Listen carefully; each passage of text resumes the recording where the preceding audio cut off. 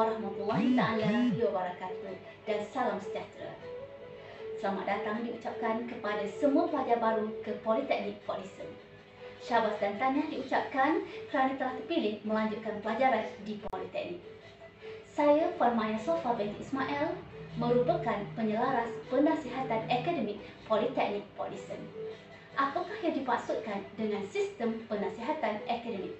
Sistem penasihatan akademik merupakan platform untuk membantu dan membimbing pelajar ke arah kecemerlangan. Seorang penasihat akademik akan menyelia dan memantau perkembangan pembelajaran pelajar sepanjang pengajian di Politeknik.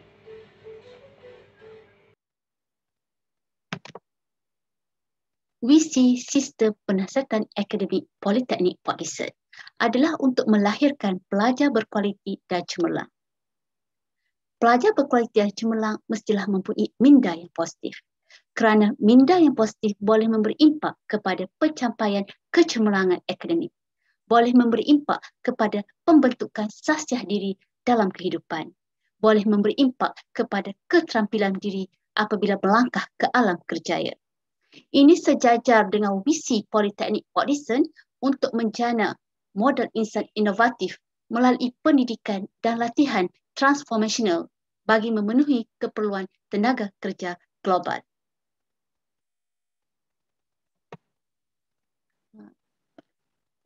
Paparan ini menunjukkan jadual waktu. Setiap pelajar akan diberi jadual waktu kelas masing-masing. Bulatan merah ini merujuk kepada pertemuan bersama PA 1 jam seminggu. Pelajar-pelajar wajib hadir dalam pertemuan bersama PA dan mengikuti aktiviti-aktiviti yang dijalankan oleh penasihat akademik.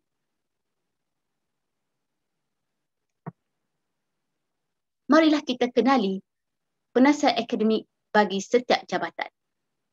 Bermula dengan Jabatan Kejuruteraan Awam JKA. Penasihat akademik bagi program Diploma Kejuruteraan Awam DKA adalah seperti berikut. Penasihat akademik bagi program Diploma Kejuruteraan Seni Bina DISP seperti di bawah. Beralih kepada Jabatan Kejuruteraan Elektrik JKE. Penasihat akademik bagi program Diploma Kejuruteraan Elektrik Tenaga Hijau DEG seperti berikut.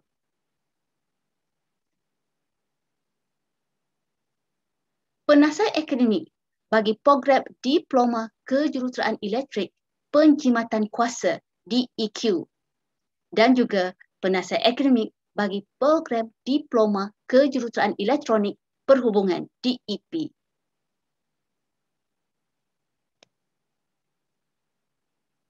Seterusnya, program Diploma Kejuruteraan Elektrik DET. Penasihat akademiknya adalah seperti ini di bawah.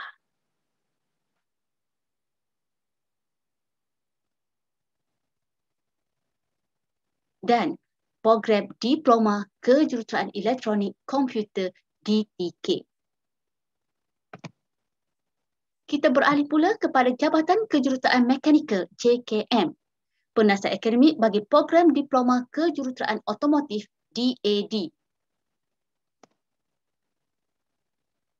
Berikutnya adalah penasihat akademik program Diploma Kejuruteraan Mekanikal DKM.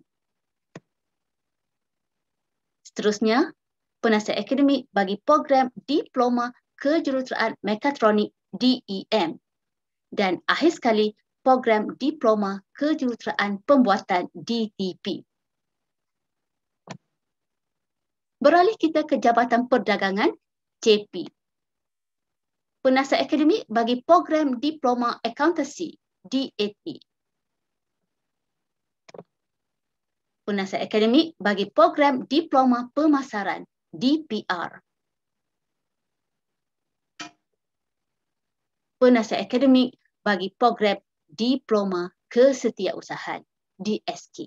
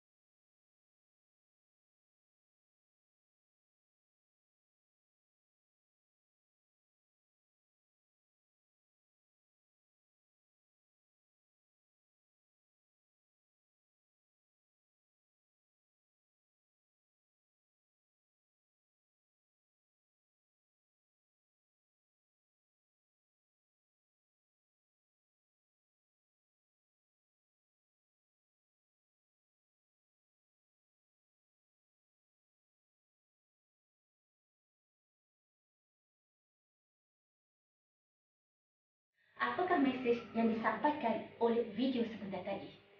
Tiada jalan mudah untuk berjaya. Untuk berjaya perlukan usaha. Usaha daripada diri sendiri. Orang sekeliling adalah support system untuk menyokong, menyuntik semangat keyakinan diri dalam diri kita untuk terus mara ke hadapan. Dan salah seorang support system yang paling dekat dengan pelajar adalah penasihat akademik. Selama 1 jam seminggu disediakan untuk bersama dengan penasihat akademik. Mari kita lihat apakah peranan penasihat akademik bersama dengan pelajar. Apakah peranan penasihat akademik? Penasihat akademik dapat membantu dan membimbing pelajar dari segi membina matlamat akademik kehidupan dan kerjaya. Dari sudut akademik, pengurusan masa sangat penting untuk pelajar IPT. Bijaklah menguruskan masa. Di IPT, sistem semester digunakan, tidak seperti sekolah sistem penggal. Pelajar perlu Apakah peranan penasihat akademik? Penasihat akademik ataupun PA dapat membantu pelajar membina matlamat akademik kehidupan dan kerjaya. Dari sudut akademik, pengurusan masa sangat penting. Dapatkan nasihat daripada penasihat akademik bagaimana untuk mengurus masa pelajar dari segi akademik dan juga bukan akademik. Rancanglah pengajian dengan sebaiknya supaya pelajar dapat menamatkan pengajian mengikut masa yang ditetapkan. Bertanyalah kepada penasihat akademik apakah kursus-kursus yang sukar dan perlu diberitahuan. Dari sudut kehidupan, beranikan diri, transformasikan diri ke arah lebih baik. Kena pasti kemahiran-kemahiran yang ada pada diri para pelajar. Kemahiran insaniah ini sangat penting untuk memperkasakan jati diri bagi meneruskan perjuangan sebagai pelajar di institusi pengajian tinggi. Dari sudut kerjaya, fokuskanlah kepada informasi kerjaya. Dapatkan maklumat dari semasa ke semasa berkenaan dengan alam kerjaya kita berkaitan dengan program yang kita ambil di Politeknik.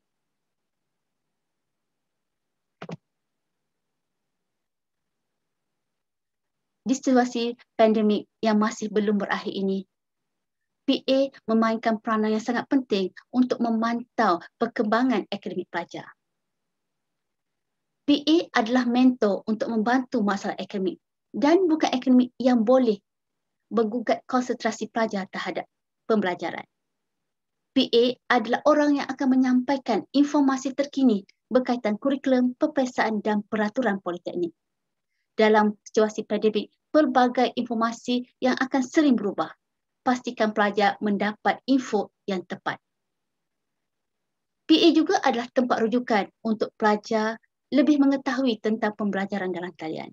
Kemungkinan ada pelajar yang tidak begitu mahir dan PA adalah orang perantara di antara pelajar dan juga pensyarah khusus. Dan yang terakhir, PA bersedia memberi bimbingan dan mendengar segala aduan daripada pelajar. Sekiranya permasalahan pelajar tidak dapat diselesaikan pada peringkat penasihat akademik, mereka akan mengetengahkan persoalan ini kepada unit-unit yang berkaitan. Berikut adalah pelaksanaan proses sistem penasihatan akademik norma baru. Terdapat 3 proses. Pertama adalah pemantauan awal yang akan dilakukan oleh PA. Jadi para pelajar perlulah sentiasa beringat. Pada pemantauan awal iaitu minggu pertama dan minggu kedua, PA akan memantau pelajar dari segi kehadiran. Mengenal pasti pelajar yang tidak dapat mengikuti kelas online ataupun tidak mahir menggunakan mod pengajaran yang disediakan oleh pensyarah khusus. Buatlah aduan awal kepada PA. Janganlah biarkan masalah itu semakin besar sehingga sukar untuk kita selesaikan. Dan pastikanlah juga pelajar-pelajar memberi maklum balas kepada penasihat akademik sekiranya telah selesai membuat pendaftaran khusus. Pendaftaran khusus ini sangat penting dan ia merupakan asas kepada pembelajaran pelajar untuk seterusnya. Proses kedua adalah pemantauan pertengahan di antara minggu ketiga sehingga minggu ke-6. Pada ketika ini, PA akan memantau dan mengambil tindakan terhadap kehadiran PDP pelajar. Sekiranya pelajar tidak hadir, sila maklumkan segera kepada PA sebab ketidakhadiran tersebut. Dan sekiranya ada isu dan masalah yang masih lagi belum selesai, rujuklah kepada PA untuk mendapat pandangan mereka. Dan PA juga akan memberi sedikit demi sedikit informasi yang ada untuk maklumat pelajar. Proses ketiga adalah pemantauan berterusan, iaitu pada minggu ke-7 hingga minggu ke-14, di mana pada ketika ini PA akan buat pemantauan dan tindakan akan diambil kepada pelajar yang mempunyai kehadiran kurang daripada 80%. Apa kesan jika tidak hadir kurang daripada 80%? Pelajar tidak layak untuk mengambil peperiksaan akhir. Jadi pastikan sekiranya tidak hadir, maklumat tersebut disampaikan kepada pensyarah khusus dan juga penasihat akademik. Dan sekiranya masih ada isu-isu PDP online yang tidak selesai, terutama apabila pelajar-pelajar berhadapan dengan kesulitan untuk menghantar tugasan-tugasan, maklumkan kepada pensyarah khusus dan juga maklumkan juga kepada penasihat akademik untuk diambil tindakan. Dan pada minggu ke-12, pelajar-pelajar semua akan membuat penilaian keberkesanan sistem penasihatan akademik.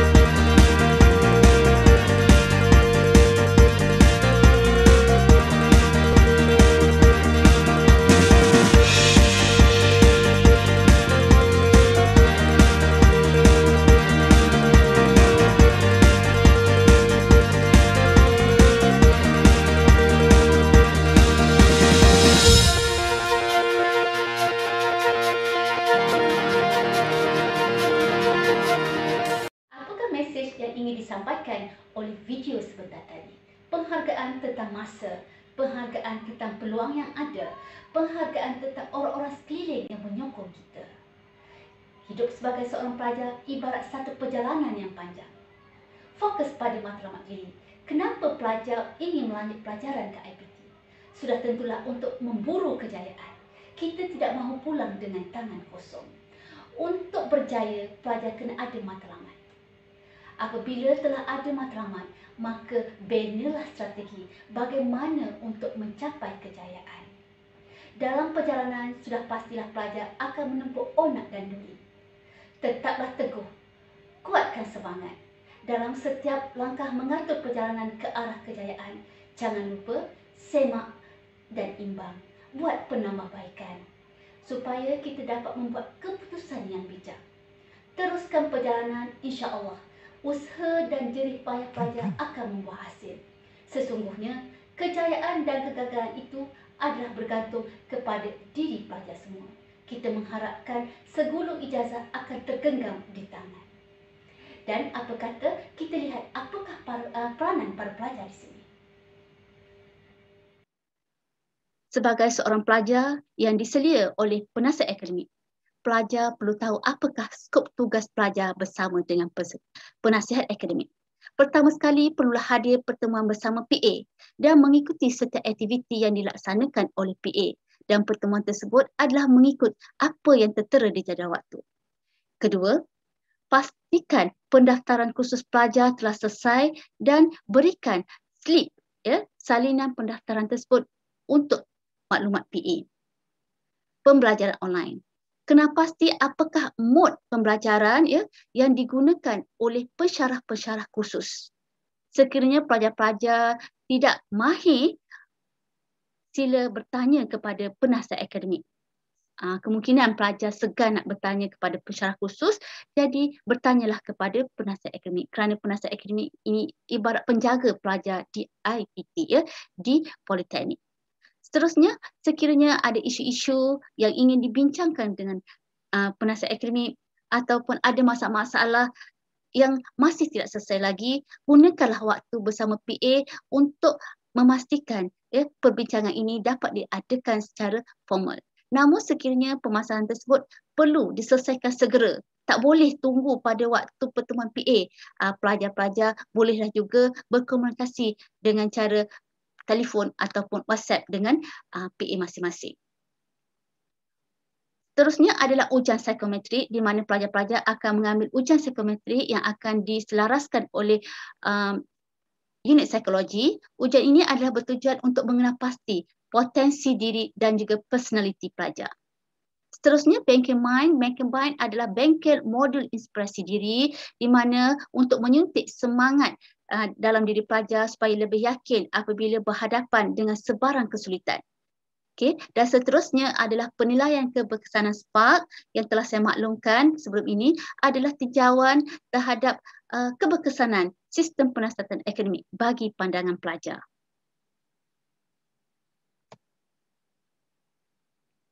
Jadi, apakah peranan pelajar di situasi norma baru ini?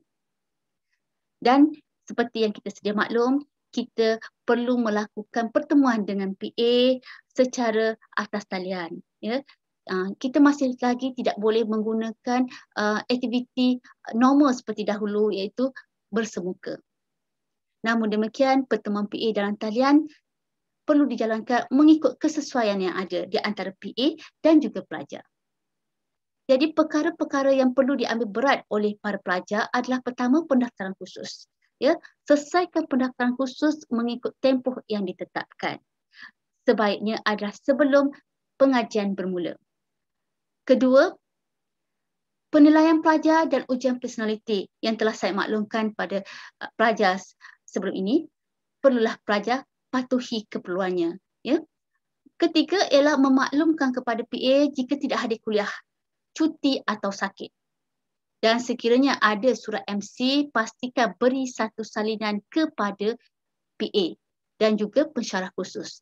Tetapi jika pelajar mengambil cuti, ya, disebabkan ada perkara-perkara yang kritikal, yang terpaksa nak ambil cuti, terpaksa balik kampung, tak boleh hadir kuliah. Jadi pastikan isi borang cuti boleh dapatkan di pejabat ataupun pada penasihat akademik, dan pastikan cuti tersebut telah diluluskan dahulu, barulah pelajar bercuti. Seterusnya ialah hadir pertemuan PA dan turut serta dalam aktiviti bersama dengan PA. Ini adalah perkara wajib, ya. Dan pelajar juga ambillah kesempatan pada waktu bersama dengan penasihat akademik untuk lebih mengenali antara satu sama lain. Modul inspirasi diri mind. Pelajar akan bersama dengan saya dalam satu bengkel modul inspirasi diri dan mind. Dan insya-Allah PA juga akan melakukan ataupun melaksanakan aktiviti-aktiviti yang bersesuaian dengan pelajar merujuk kepada modul mind. Di mana modul mind ini membantu pelajar meningkatkan potensi minda, keyakinan diri ke arah kecemerlangan dan akademik kehidupan dan juga kerjaya. Dan ini adalah contoh takwim mind yang akan digunakan oleh penasihat akademik mengikut kesesuaian, ya. Dan juga pelajar juga akan dapat melihat item-item dalam setiap takwim ini mengikut minggu-minggu, ya, yang telah diselaraskan mengikut minggu-minggu. Seterusnya, pembelajaran dalam talian norma baru. Perkara ini perlulah dijadikan satu kebiasaan. COVID-19 masih belum berakhir lagi. Maka pelajar yang kurang mahir ataupun menolak pembelajaran dalam talian ini perlulah berfikir semula. Perlulah ada rasa kesungguhan untuk memastikan pembelajaran dalam talian ini berjalan dengan sempurna. Pembelajaran dalam talian ini mungkin akan diadakan oleh pensyarah khusus menggunakan aplikasi-aplikasi seperti berikut. Mungkin menggunakan Zoom ataupun Google Meet atau juga Microsoft Teams dan sebagainya. Dan paling ringkas, mungkin juga penasihat akademik menggunakan aplikasi WhatsApp ataupun Telegram. Ini adalah bergantung kepada keselesaan para pelajar dan juga pensyarah khusus, dan juga bergantung kepada talian internet masing-masing. Kita beralih kepada pendaftaran khusus. Setiap semester, pada awal semester sebelum memula pengajian, pelajar-pelajar wajib mendaftar khusus. Sekiranya tidak mendaftar khusus, pelajar tidak boleh mengikuti pengajian dan pensyarah khusus berhak untuk tidak memilih pelajar. Ini adalah maklumat yang perlu pelajar ketahui berkaitan dengan takwim pendaftaran khusus. Pendaftaran khusus adalah bermula seawal pelajar melapor diri ke Politeknik sehinggalah pada hujung minggu pertama. Kedua, pelajar perlu memastikan pensyarah khusus memilih pelajar sebagai pelajar di kelas tersebut. Sekiranya pensyarah khusus tidak memilih pelajar, pelajar perlu ingatkan pensyarah tersebut. Ketiga dan keempat adalah proses menambah dan menggugurkan kursus. Ini bagi pelajar-pelajar yang tidak mampu untuk membawa kursus tersebut terlampau sukar dan mungkin boleh mengakibatkan gagal. Jadi ini kita bolehlah beri kelonggaran untuk menggugurkan kursus. Pertambahan kursus ini biasanya berlaku pada pelajar-pelajar semester 2 dan ke atas. Berikut adalah tata cara login SPMP. SPMP ini sangat-sangat penting untuk pelajar ketahui, di mana di dalam SPMP ini pelbagai maklumat ada. Perkara pertama ialah pelajar perlu isi, bila dah buka laman web, PoliPD, jadi akan tertera untuk klik SPMP. Jadi ini adalah adres dia. Tekan adres ini. Selepas tekan adres ini, pelajar-pelajar akan lihat paparan ini keluar. Bila ada paparan ini yang perlu isi nombor kad pengenalan dan kata laluan, pelajar isi terlebih dahulu nombor kad pengenalan dan passwordnya adalah nombor pendaftaran dan menggunakan huruf besar. Dan kalau selepas ini pelajar nak tukar password, tak nak tulis nombor pendaftaran, nak tukar password lain, boleh, tak ada masalah. Nanti pelajar boleh ikuti bagaimana cara nak tukar password. Tapi kenalah ingat password baru tersebut. Jangan suka tukar tapi cepat lupa. Perlulah ingat password yang baru. Okey, katakan pelajar telah selesai mendaftar dalam SPMP. Jadi pelajar akan lihat paparan ini. Bila dah selesai mendaftar, login sebagai pengguna, pelajar dah boleh melayari SPMP. Inilah perkara yang ada di dalam SPMP. Bagi unit sistem penasihatan akademik, dua perkara yang sangat penting adalah daftar kursus dan juga berkaitan dengan iPad, iaitu penasihatan akademik.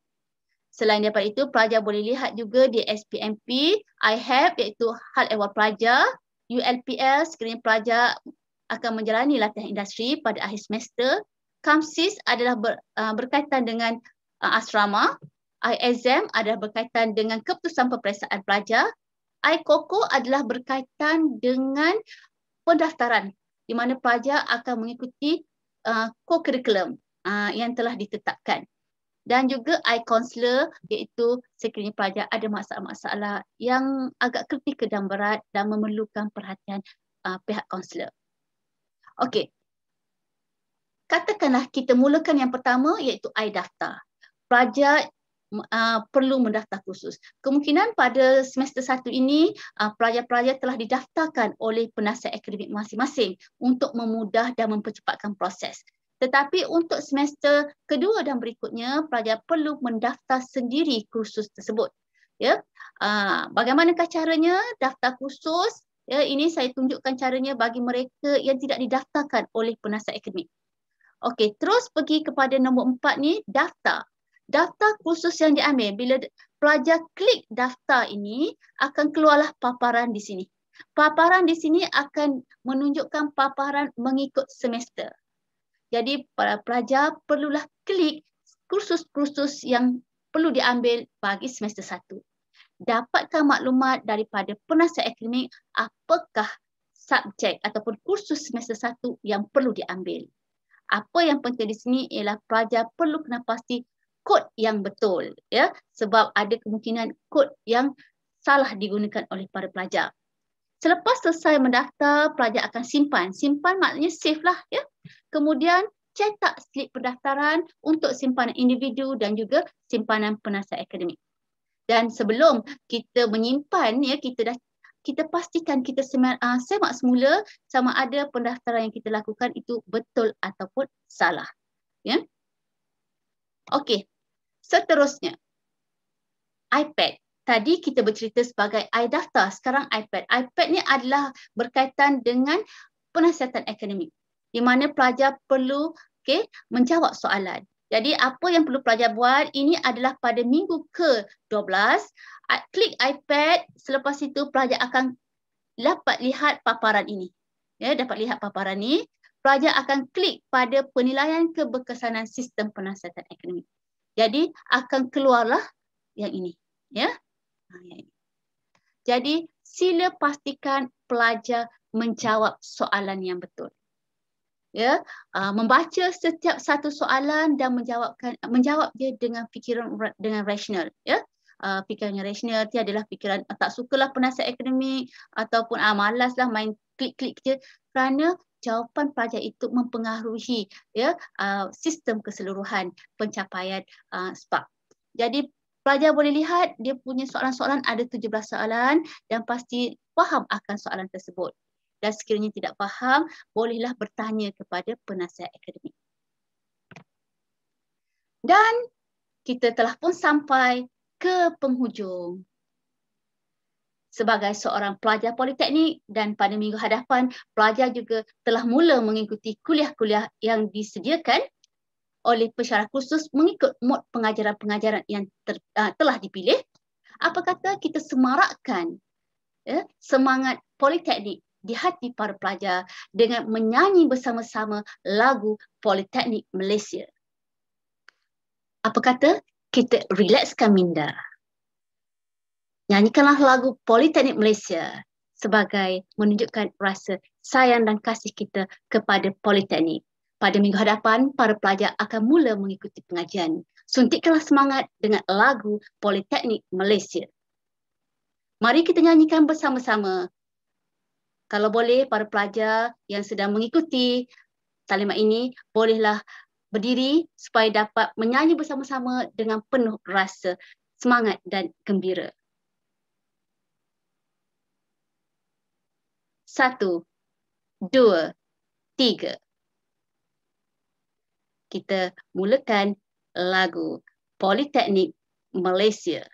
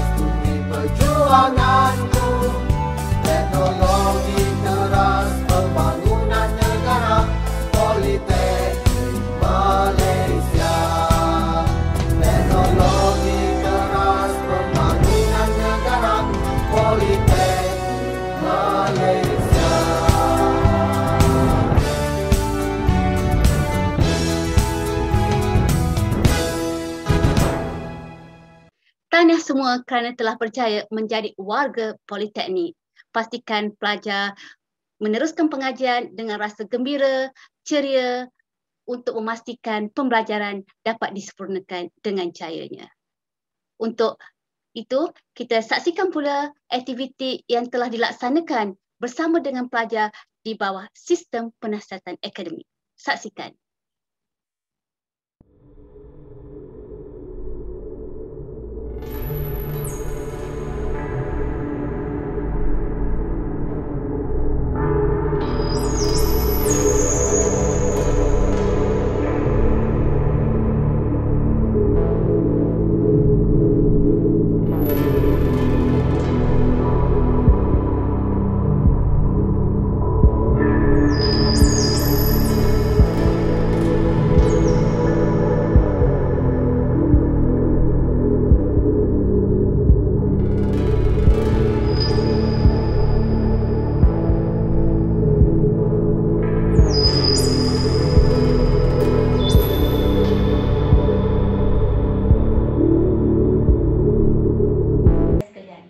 Walaupun kita berada dalam nama baru, namun pertemuan bersama penasihat akademik masih boleh diadakan secara dalam talian.